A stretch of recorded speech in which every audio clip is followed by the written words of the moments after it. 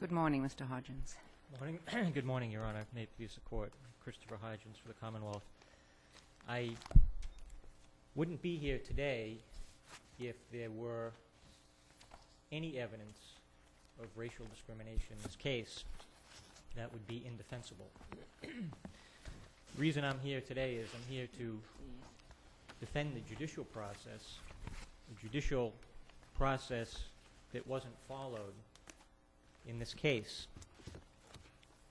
In this case, there are several problems that arose. This was a routine suppression hearing, which two troopers were testifying as to a motor vehicle stop. But the hearing went awry at the beginning when the defense lawyer submitted, with his motion, a stack of 329 documents and just handed that over to the judge as evidence. Now, the prosecutor objected to that. He objected to that. His initial objection was right out of the chute on page 3 of the suppression hearing transcript. And he said, the Commonwealth would object to a number of things that are present in the motion, particularly the statistical data that's outlined in the affidavit and supporting documents as exhibits. Now, he continued to object several more times after that, and eventually the judge said, well, this is all a little premature, he said on page 13 of the transcript. I'm going to mark this as Exhibit A for identification. Yes, he did, and then he admitted it, as I understand it, de bene, and there was no motion to... He did not. He did The not. motion judge said he did in a subsequent opinion that he wrote, but in fact, if you look at the transcript, that did not happen. What he admitted to Bene was on page 23 of the transcript, and the only thing he admitted to Bene was the testimony of Aaron Jones, who was a non-police witness, who testified about his interaction with Trooper Shagru on another evening. Well, the question of That's racial... the only de Bene evidence. The question, though, of racial classification, why does that have any relation to the validity of the stop anyway? It's only relative to a motion to dismiss. The stop is either valid or it isn't. Absolutely. That added to the confusion in this case. The defendant, in the course of this, as I said, a routine suppression motion, was trying to superimpose this motion to dismiss, which he never even couched as a motion to dismiss. The judge never even viewed it as a motion to dismiss. He always viewed it as part and parcel of the suppression motion. He tried to superimpose this on the suppression hearing, but the prosecutor below was sharp enough to pick up on that, and he repeatedly objected. And I have to point out that in reading the defendant's brief, a great deal of it is spent arguing that none of these issues are preserved, and that is just simply not true. The prosecutor repeatedly objected throughout this hearing as to what was going on, and in fact, after these exhibits were marked, exhibits A, B, and C actually were marked for identification, never admitted into evidence, okay? The suppression hearing continued from then on, and it continued as a routine suppression hearing. There were 4 photographs introduced as exhibits, exhibits 1, 2, 3, and 4 into evidence, and an exhibit 5, which was a general order of the state police. The suppression hearing then came to an end after all 3 witnesses testified, and the prosecutor again said, Your Honor, I just want to, once again, for the record, I just want to renew my objection to certain materials having been submitted at this point, meaning attached to the motion, never submitted into evidence, submitted at this point. I would now renew my objection. I believe, and now he's referring to the Aaron Jones testimony. Some of you took the Bene. The judge then ran with that and said, well, you have to move to strike before you rest. That wasn't done, so the evidence is in. That's how I read the rules. And the prosecutor said, well, I'm raising that motion now. And the judge said, too late. So at that point, the judge thought he admitted it all to Bene, but he didn't. And that was the purpose. Why is this even relevant? Because the judge then allowed a motion to reconsider and had a whole new hearing. And it's clear at that point that all of this evidence was in. No, it didn't come in then. And that's where I came in, Your Honor, because I was then co-counsel from then on. There were 3 subsequent hearings after that. And I can tell you, and the transcript will show, that We continue to object to the point where we were trying the patience of the judge. That's clear. But I will say this also. At many points throughout those hearings, the judge said, I want to make it clear that we're making a record here for an appellate court. All objections were preserved. Everything that's before this court was raised below. It's not being raised for the first time. All right, so the defendant called experts at this motion, at this reconsideration hearing, right? That came later. That was the final hearing. That was the fourth Right, hearing. well, I mean, yeah, Yes. but there was a hearing That's correct. on the motion to reconsider. That's correct. And experts testified for the defendant. Over the objections of the Commonwealth. And the Fine, Commonwealth. but they testified that those objections were overruled. They were That's permitted correct. to testify, and they testified about the statistical evidence that had been admitted at the prior hearing, or that you say had really not been admitted. I'm not sure if it was the same. What happened was the defense lawyer admitted a series of what the judge called, okay, these are just chalks. At the final hearing we had, he said, all right, these are chalks. These were charts of that the defense lawyer had put together. We objected to that, saying that that has not been tested. But you had an expert who testified to question all those things too, right? Our expert only testified as to the methodology that was used here and how it was deficient. Specifically, She But they testified about Yeah, those about- documents. that's that had been right. admitted. She Well, said they the were never methodology was admitted. They were- fine, but Let- the census no, stuff was wrong. No.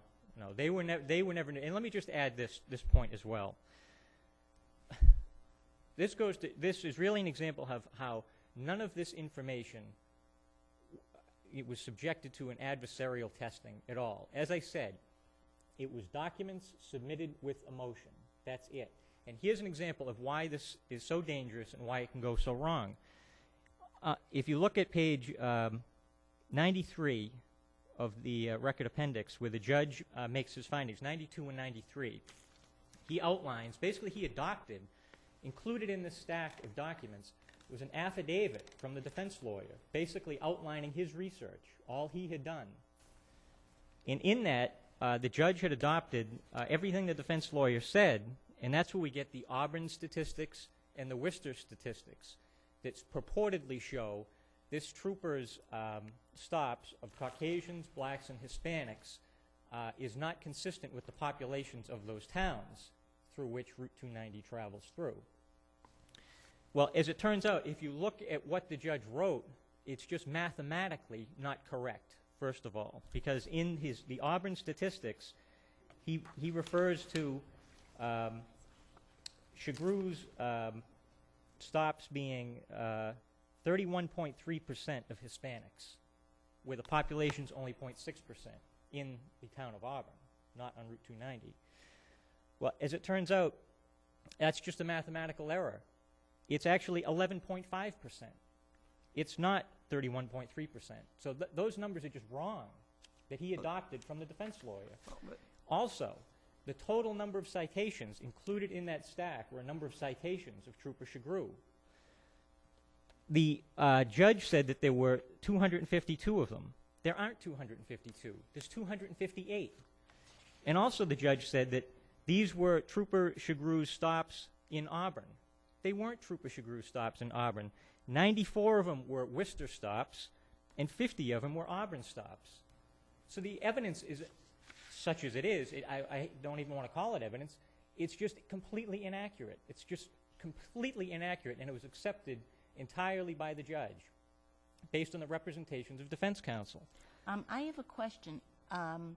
I understand your argument about you use the demographic statistics for the people who travel on the road and not the people who live in the community, 290s and interstate highway, et cetera, et cetera.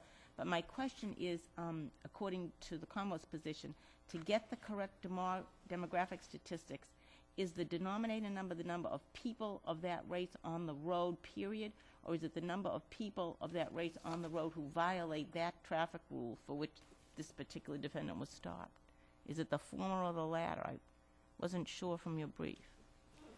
I'm sorry, could you say that again? Okay, to get the correct demography, the demographic numbers, according to the Commonwealth's argument, you don't use the population of Auburn and Worcester. You use the population of people on the road. You have to have somebody there watching yes, the I drivers. understand, Okay. yes, okay. So is your question that you get the number of people of that particular race who were on the road during whatever time period you're looking at, Or do you get the number of people of that race on the road who violate that traffic rule? Yes, Which the is it? proper way to do this, which was not done in this case, if you really want to measure an individual officer's conduct against his history, his citation history, you have to look at the motoring population that's violating that particular law. Well, how do you find that out?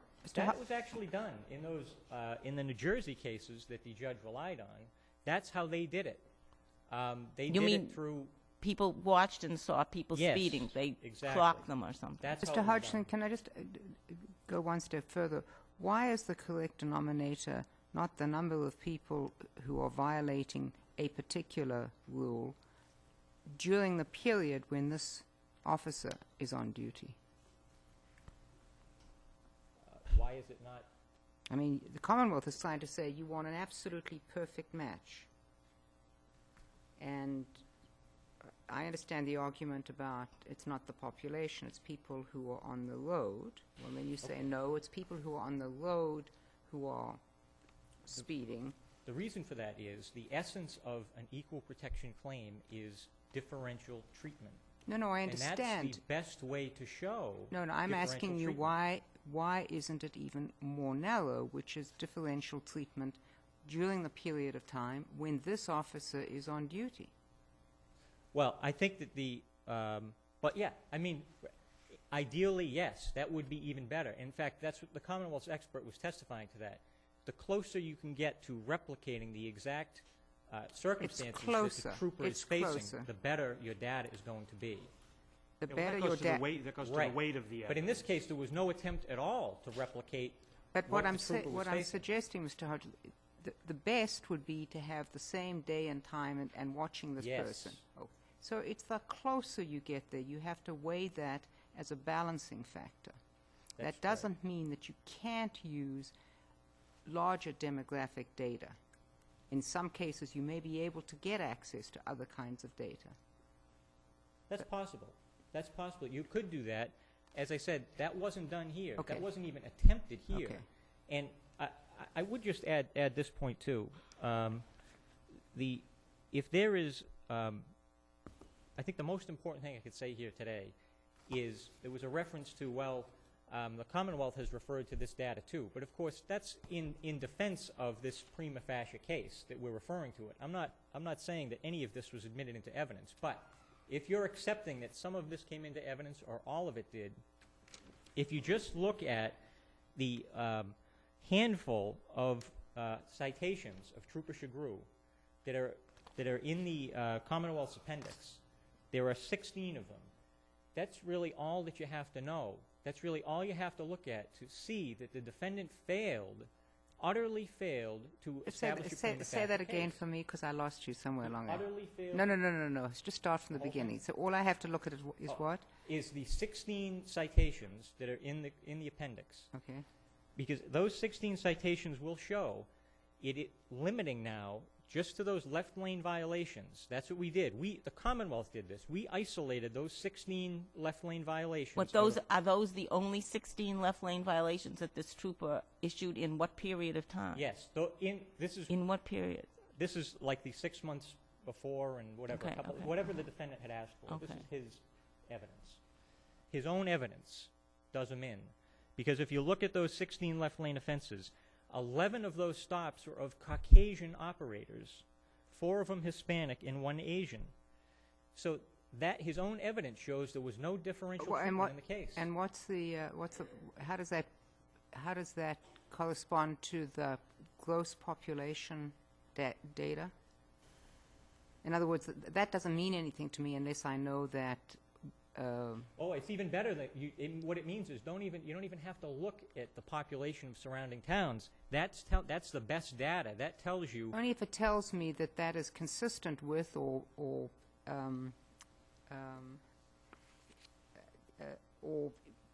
better than the data for for the local population. It's much Are you better because it shows even-handed application of the law. He's not just stopping Hispanics. No, he's not stopping just everybody. stopping. He's not just stopping Hispanics. Is he stopping a greater percentage of Hispanics? A greater percentage. Well, but see, this is a bit of a trap, and I think that the motion judge fell into this trap that the defendant had set, because the question under equal protection analysis is not how do we measure up to the general population.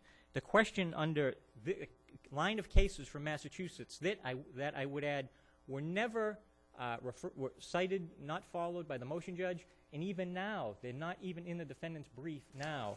The Commonwealth versus King, Franklin Fruit, long line of cases from this court never followed in this case. And if you look at those cases, you can see that what we're looking for is an even-handed application of the law.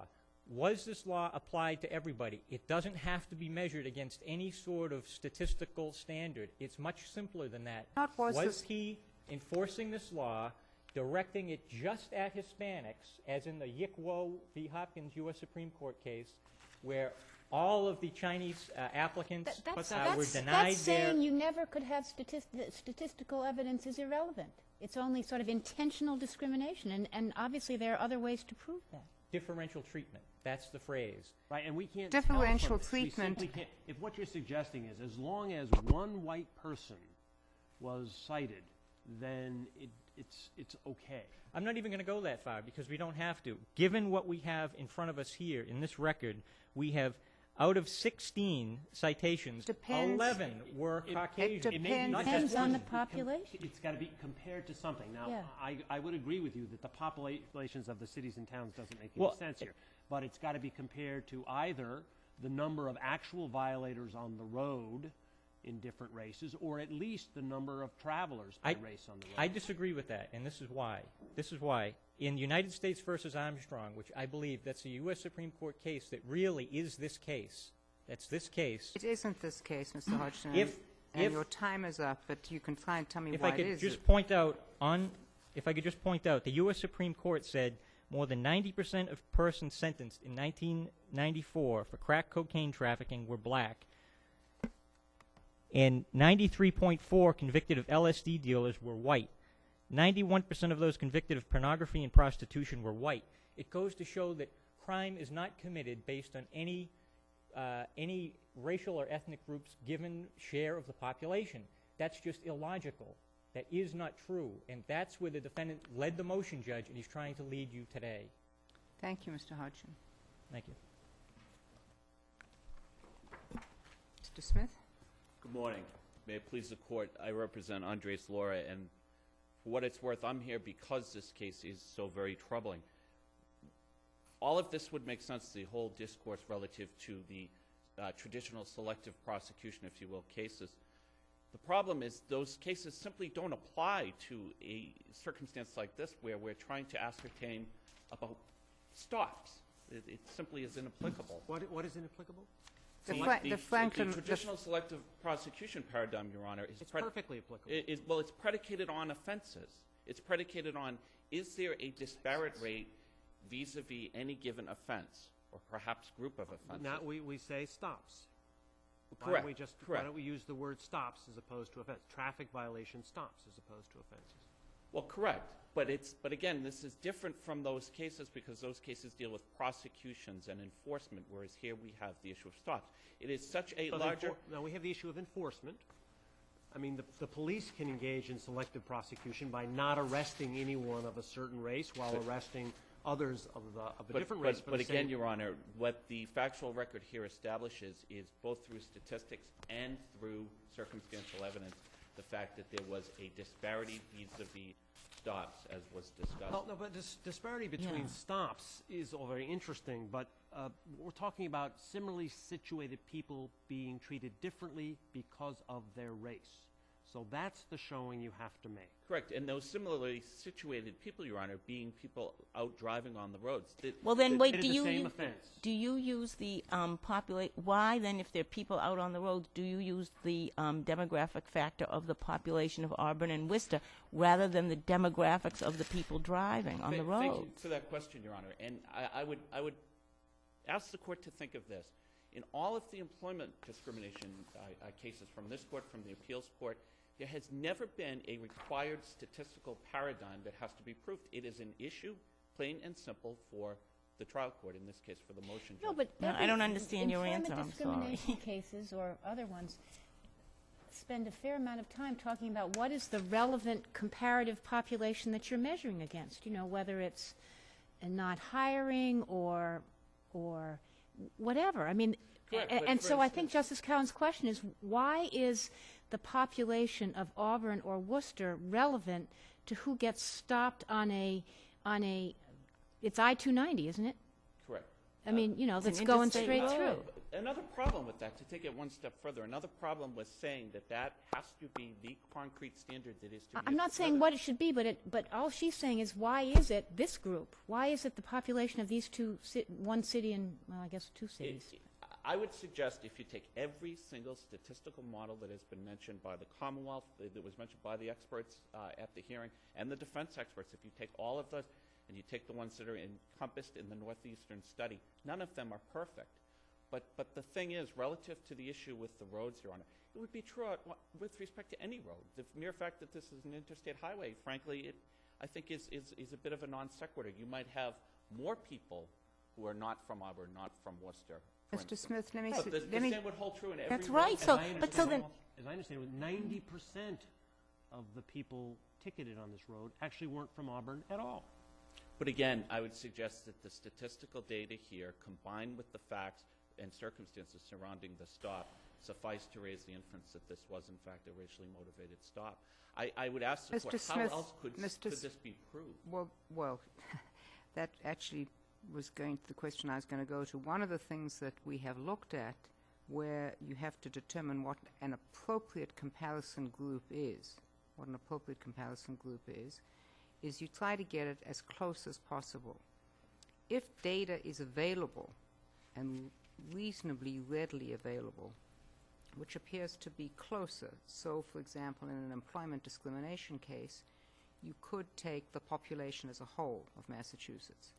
Or you could say, because these are full-time permanent positions at issue, you take the population over the age of 18. Or you try to narrow it to say, what is there data that suggests that people for this type of job, let's say a routine maintenance job versus a sophisticated engineer, you look to the pool.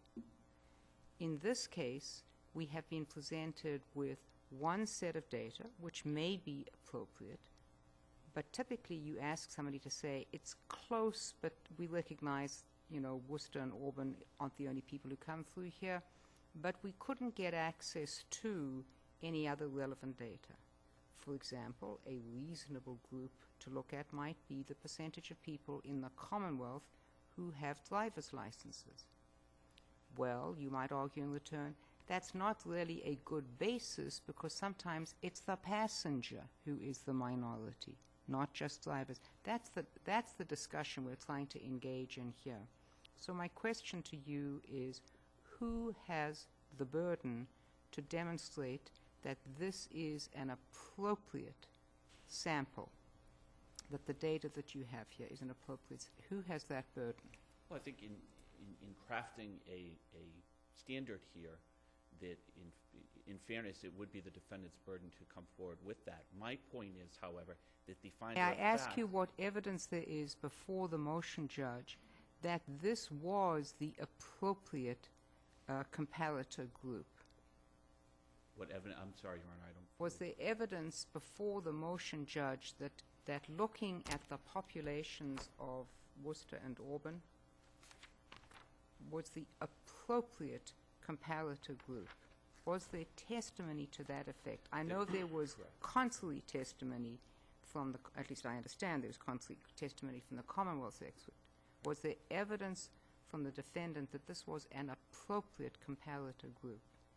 There was conflicting evidence on that point. I would suggest, in addition, that certainly judicial notice can be taken of, for instance, the fact that the Northeastern study on this, and I know that was sort of encompassed, it was certainly part of this case, the Northeastern study, one of the suggested statistical paradigms, for lack of a better term, was precisely what was used by the motion judge in this case. So I don't think it's something that should be limited to, that in terms of which statistical paradigm is to be used. It should be limited to what the judge hears, what the finder of fact hears at the hearing. But how can the population of the surrounding area be the factor? I mean, suppose you're in an area where there's all, retirement homes, and so everybody's older, and maybe almost nobody there drives. Sure. So how can it be the population that happens to live there? They aren't the people. It almost seems it's only logical that you have to take the population that uses the road. Well, in addition to putting aside the fact of how difficult that is and what a virtually impossible burden that would place on defendants in seeking to establish such a claim. That is why courts engage in, and I assume that statistical experts will say, it is in fact appropriate to use general population, not just drivers, and I assume that that's what you're referring to in the Northeastern study, because of A, B, and C. In other words, when you are asked to look at a question, you may not be able to get the perfect data. That's why I asked you whether there was sufficient evidence you believe in this record to support the defendant's claim that using those populations that were used was in fact permissible. I believe there was, and again, in any event, I would suggest that is a matter that the finder of fact in this context, the motion judge, certainly can glean extrinsically. I don't think it's something that would have to be limited to the defendant produces an expert. With respect, Mr. Smith, that's not the question, because on appellate review, in other contexts, most specifically civil discrimination claims, employment claims, we frequently look to see where there has been a battle of the experts, whether the judge's findings are supported. I quite agree, Your Honor, and I would suggest that is in fact what happened in this case.